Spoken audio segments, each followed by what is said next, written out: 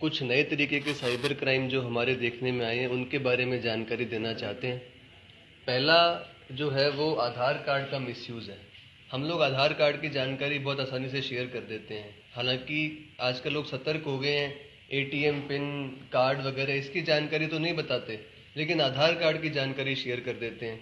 उसकी फ़ोटोकॉपी भी करा के यहाँ वहाँ वो चली जाती, ध्यान नहीं देते। पीछे हमारे केस देखने में आया लुधियाना में कि आधार कार्ड का मिसयूज़ करके फेक सिम जारी हो गए। क्योंकि आजकल जब सिम जारी करते हैं उसके रूल्स चेंज हो गए। पहले बायोमेट्रिक में अंगूठा लगता था, आजकल दूसरे तरीके से डिजिटल केवाईसी होता है जिसमें अंगूठा नहीं लगता। तो आधार कार्ड किसी और का, फोटो किसी और की यूज़ करके कई एजेंटों ने इस तरीके का फ्रॉड किया है। तो इसमें खासकर ध्यान दें। कभी आपको मैसेज आता है कि आपके आधार कार्ड पे अगर कोई और सिम जारी हुआ है, तो जैसे वो मैसेज आता है वैसे तुरंत अपने सब्सक्राइबर को इन्फॉर्म करें, साइबर सेल को इन्फॉर्म करें, ताकि आपके आधार का फेक सिम के लिए मिसयूज़ ना हो। आगे फेक बैंक अकाउंट बन जाते हैं। इसका नुकसान क्या है, कल को कोई अपराध करेगा आपके सिम को यूज़ करके और बैंक अकाउंट को यूज़ करके, तो आप किसी न किसी समस्या में फंस जाएंगे। इससे अच्छा है पहले इसको टाइमली रिपोर्ट करें। दूसरा, ऑनलाइन चैट, फ्रेंडशिप, डेटिंग। आजकल आपने देखा होगा कि गूगल पे और जगह बहुत सारी ऐप्स चल रही हैं।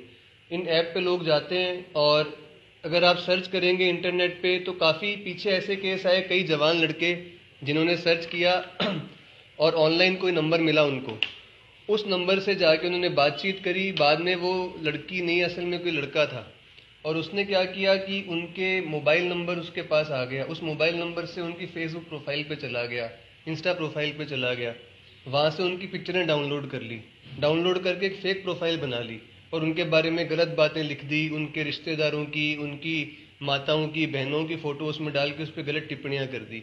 और फिर इन आदमियों को फ़ोन किया कि या तो तू मुझे 50,000 रुपये दे, 10,000 रुपये दे। कई कपल्स के भी ऐसे केस आए, उनकी भी कुछ तस्वीरें इस तरीके से उठा के नेट से उस बारे में गलत टिप्पणी लड़की के बारे में करके डाल दी।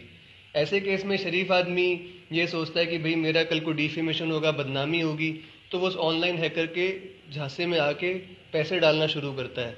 5,000 रुपये देकर अपना पीछा छुड़ाने की कोशिश करता है, फिर वो 10,000 मांगता है। इस तरीके से पीछे एक कपल से 50,000 रुपये तक एक रैंसम ऑनलाइन ले गया। तो इसलिए इन चीज़ों का ध्यान रखें। ऐसे किसी भी अननोन नंबर से चैट, फ्रेंडशिप, डेटिंग इत्यादि अवॉइड करें, क्योंकि वो आपकी जानकारी का कहाँ तक मिसयूज़ कर ले आप नहीं जानते। तीसरा, पीछे एक केस देखने में आया कि एक राज्य के बहुत सीनियर अधिकारी, आईएएस अधिकारी, उनका किसी ग्रुप के अंदर ऐसे नाम डाल दिया।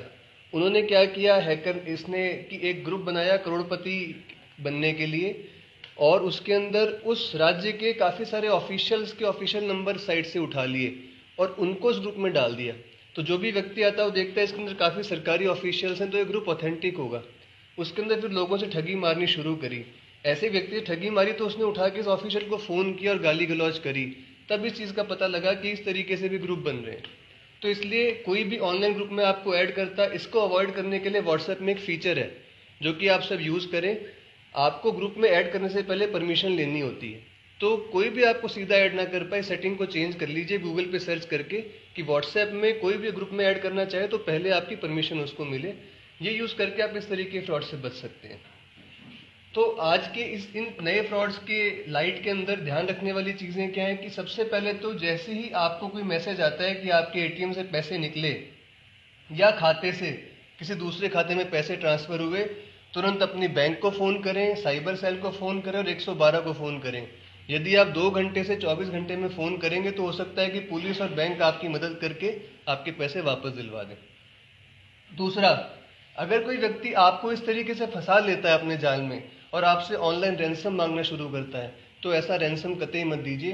तुरंत पुलिस को फ़ोन करिए, जाइए ऑफिस में मिलिए और पुलिस कोशिश करके इस व्यक्ति को पकड़ लेगी और आपका फाइनेंशियल लॉस होने से ज़रूर बचाएगी। तीसरा और आखिरी सबसे इम्पॉर्टेंट पॉइंट कि जैसे पुलिस आपको पहले बताती रही है अपने एटीएम कार्ड को, पिन को जिस तरीके से सुरक्षित रखना है, क्रेडिट कार्ड को, उतनी ही सावधानी आज से आप अपने आधार कार्ड के साथ भी बरतें। उसको भी एटीएम पिन की तरह ही सुरक्षित रखें ताकि आप इन फ्रॉड से बच सकें। सर, जैसे कि देखने में आया है कि जैसे ज़्यादातर लोग जैसे मोबाइल बैंकिंग बहुत यूज़ करते हैं, इंटरनेट बैंकिंग बहुत यूज़ करते हैं, ओटीपी आती है, ऑनलाइन शॉपिंग बहुत करते हैं। सर, वहाँ से भी चांसेस रहते हैं कि आपका जो वो ओटीपी वगैरह या आपकी जो लॉगिन है वो लीक हो सकते हैं, ऑनलाइन ट्रांजैक्शन आपकी लीक हो सकती है।